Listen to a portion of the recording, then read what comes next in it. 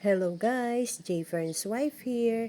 Dahil dinala na nga namin ang mga cockerel sa range area, puro babae na lang ang natira dito sa backyard. Hindi na namin dinala ang mga pullets sa range area dahil madami ring alpas na mga pullets doon para makapag-focus si Richard sa pag-aalaga ng mga cockerels. Itong mga alpas na pullets dahil malalaki na ay ilalagay ko sa fly pen. Ang mga alpasan ko, itong mga nakalagay sa scratch pen at yung mga nasa brooder naman ay ibababa ko at ilalagay sa scratch pen para makapulpog din sila. Baka kasi mag-feather picking na sila sa sobrang inip sa brooder. Inalpasan ko yung mga naka-scratch pen. Ito yung mga puti.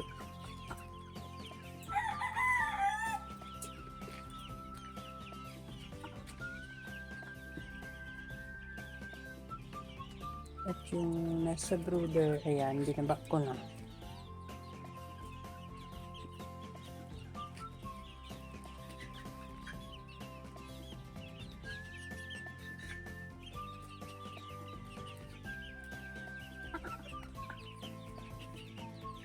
Kaya lang mga sakit ng ulo ko itong puti. Nagpapaluan. Kahit lagi naman silang magkasama, tsaka yun. Kaya nakahiwalay. Namamalo ang mga puti, pasaway.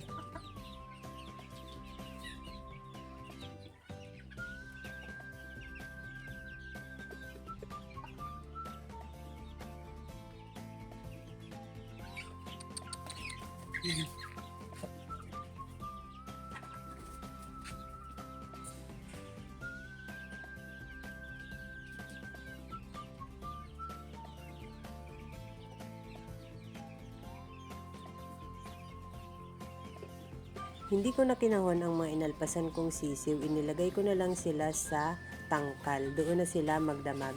At yan, kinabukasan nga inalpasan ko. Pero puro lalaki lang ang inalpasan ko dahil pag pati babae ay inalpasan ko, nagkakagulo sila. Laging hinahabol ng maputi yung mga babae. At kahit dati na silang magkakasama, nagpapaluan pa rin. Kaya iyan, mga lalaki lang muna ang inalpasan ko para hindi sila magkagulo.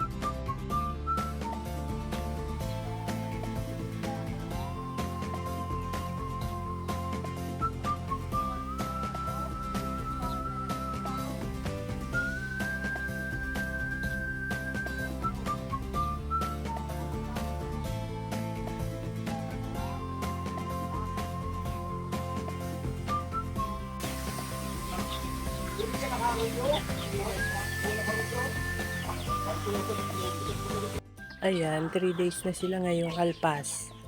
Pero kahit 3 days na, ganun pa rin. Masusungit ang mga alaga akong sisiyo ngayon. Namamalo talaga. Kaya ito, mga nakahiwalay. Yung mga puti andun sa kubo. Yung mga babae, nakahiwalay sa kanila dahil laging hinahabol, pinapalo. Mukhang masusungit ang alaga ko ngayon. That's all guys. Thank you so much for watching. Please like, share, and follow for more. Bye!